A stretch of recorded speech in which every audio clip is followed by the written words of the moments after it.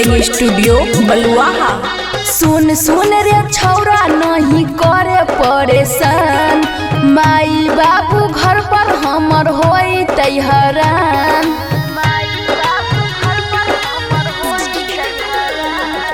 सुन सुन रे छौरा नहीं करे परेशान, माई बाबू घर पर हमर होई परेशान। नहीं करे ऐसन काम ना त होई बदनाम, नहीं करे ऐसन काम ना त होई बदनाम।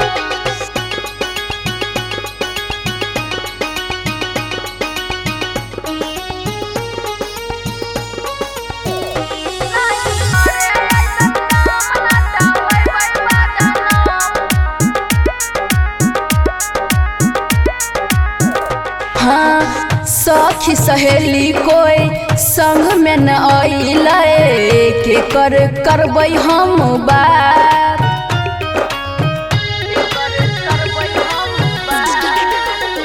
हाँ आज दिना से मिले नहीं अइबो, कहै छियौ सच बात।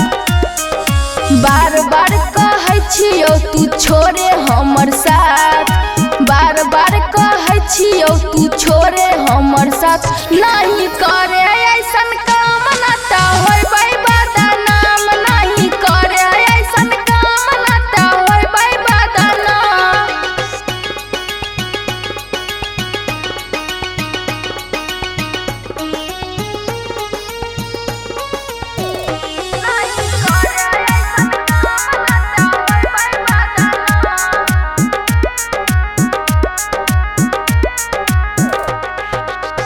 गाँव टोला में होई तै हल्ला, के कैलकै ऐसन कांड।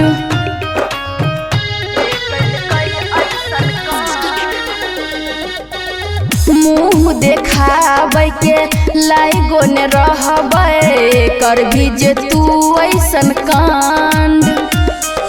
रानी असुमृति कहो सत्यम सुने बात, रानी असुमृति कहो ऋषि माने बात।